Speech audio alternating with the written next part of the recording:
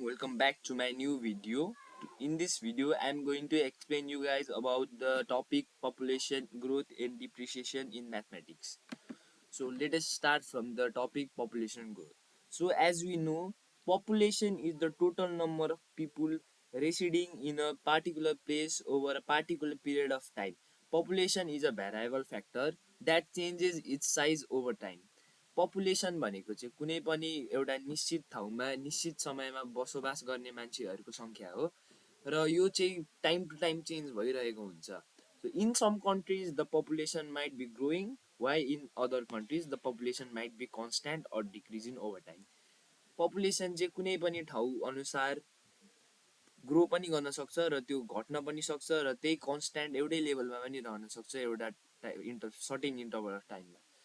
Population, the size of population of a place depends on the number of factors such as birth, death, and migration.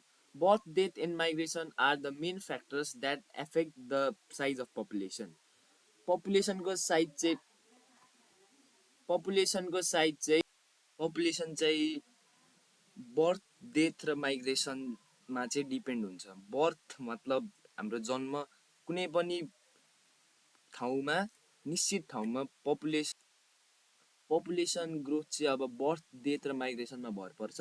Birth यानि कि birth भनेको चाहिँ हाम्रो जन्म, death भनेको मृत्यु र माइग्रेसन भनेको एक ठाउँबाट अर्को ठाउँमा आफ्नो बसाइसराइ गर्ने काम. बर्थ मतलब अब जन्मले चाहिँ कुनै पनि ठाउँको पपुलेसनलाई बढाउने काम गर्छ र मृत्युले चाहिँ घटाउने काम गर्छ. र माइग्रेसनको दुईवटा टाइप्स हुन्छ, इन माइग्रेन्ट्स र आउट माइग्रेन्ट्स. इन माइग्रेन्ट्स मतलब चाहिँ अरू ठाउँबाट आफ्नो ठाउँमा बसोबास गर्न सरेर आएका मानिसहरू हुन् र आउट माइग्रेन्ट्स भनेको चाहिँ हाम्रो ठाउँबाट अरू बाहिर गएका मान्छेहरू. इन माइग्रेन्ट्सले चाहिँ पपुलेसन बढाउने गर्छ र आउट माइग्रेन्ट्सले चाहिँ पपुलेसन घटाउने गर्छ. Population growth is the increase of number of individuals residing in a particular place over a particular period of time. Population growth भनेको चाहिँ कुनै पनि ठाउँको population चाहिँ increase हुने तत्त्व हो. As we discussed in our previous chapter, compound interest, that calculation of compound amount is done by taking the amount generated in the previous year as principal. Calculation of population growth is also similar to calculation of compound interest. Compound interest को calculation र population ग्रोथको calculation चाहिँ similar हुन पुग्छ. Population ग्रोथको explanation चाहिँ गरिसकेको छु मैले र अब अर्को topic डिप्रिसिएसनमा. When we buy products like machineries, vehicles, furniture, etc. from the shop for the first time, we say those items are first hand. When we sell those items to someone else, they become second hands. When they sell them again to someone else, then it becomes the third hand items. जब हामीले कुनै पसलबाट machineries, vehicles, furnitures किन्छौँ भने या अरू आइटम्सहरू किन्छौँ भने त्यसलाई चाहिँ फर्स्ट ह्यान्ड भनिन्छ. नयाँ आइटम्स किन्दैछौँ हामीले कतैबाट भने पनि त्यसलाई फर्स्ट ह्यान्ड भनिन्छ. र हामीले त्यही सामान कुनै पनि सर्टेन टाइमसम्म युज गरेर कोही अरूलाई बेच्यौँ भने त्यसलाई सेकेन्ड ह्यान्ड आइटम्स भनिन्छ. र हामीले त्यो जसलाई बेचेको छौँ त्यो मान्छेले पनि फेरि अर्कोलाई बेच्छ भने त्यसलाई चाहिँ थर्ड ह्यान्ड आइटम्स भनिन्छ. But you will notice that the cost of the same item will be different when it is sold in different items as compared to the cost of products when brought for the first time. यो cost of product चाहिँ first ह्यान्डमा अलिक धेरै हुन्छ, second ह्यान्डमा अलिक कम हुन्छ र third ह्यान्डमा अलिक त्योभन्दा नि धेरै कम हुन्छ. अब गोल्ड डायमन्ड्सहरू यो ज्वेलरीको कुरा छुट्टै छ. ज्वेलरीको चाहिँ भ्यालु बढ्ने गर्छ भने ज्वेलरी बाहेकको अरूको भ्यालुहरू चाहिँ घट्ने गर्छ. र the major factor that decreases the cost of these items is the duration of their use. यो त्यो सामानहरूको प्राइस घट्नुमा मेन रिजन चाहिँ तिनीहरूको ड्युरेसन अफ दियर युज हो. अब धेरै समयको लागि चलाएको छ भने त्यही अनुसारको प्राइस हुन्छ र छोटो समय युज गरेको छ भने त्यही अनुसारको प्राइस हुन्छ. So the decrease in the rate of an item due to its continuous use is known as depreciation. कुनै पनि सामानको कन्टिन्युस युज को कारणले त्यसको भ्यालु घट्छ भने त्यसलाई चाहिँ डिप्रिसिएसन भनिन्छ.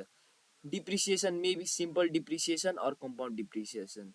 In simple depreciation, the value of the item decreases constantly every year. And in compound depreciation, the value of item decreases. So compound depreciation को कन्सेप्ट चाहिँ कम्पाउन्ड एमाउन्ट जस्ता जस्तै छ तर एक्ज्याक्टली चाहिँ सेम छैन तर पनि अलिअलि चाहिँ सिमिलर हुन पुग्छ कम्पाउन्ड इन्ट्रेस्टमा नि पहिलाको वर्षको sum of the compound amount sum of the principal and interest लगाएर नयाँ वर्षको चाहिँ प्रिन्सिपल निकाल्ने गरिन्छ यसमा पनि सेम सेम त्यही हुने गर्छ so here is the formula to calculate the change population the formula is like p times 1 plus r divided by 100 whole to the power t, where the p denotes the population, previous population, 1 plus r denotes the rate of the population growth, and t denotes the interval of time. In the price after depreciation formula is p times 1 minus r divided by 100 all to the power t. So today I have taken a question to explain you about the concept of population growth and depreciation. So a laptop is bought for rupees 10,000, rupees 1 lakh 2,000. Its value is increases decreases depreciates at the rate of 10% per year. Find the value after 3 years. So एउटा laptop चाहिँ 1,02,000मा किनिन्छ र त्यसको value चाहिँ 10% पर इयरले decrease हुन्छ 3 वर्षको लागि So here the original value of the laptop is 10,000 1,02,000 and the rate of depreciation is 10% and the time is 3 years.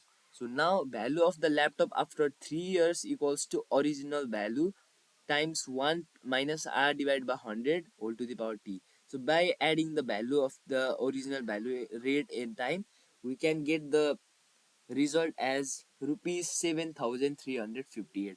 So after we applied the formula we get the result as 74,358 rupees. So as we can see here the initial price of the laptop is more than the price after depreciation, so it shows that as the price after depreciation is less than the original value. So now by saying this much I want to end this video. Thank you guys for listening me.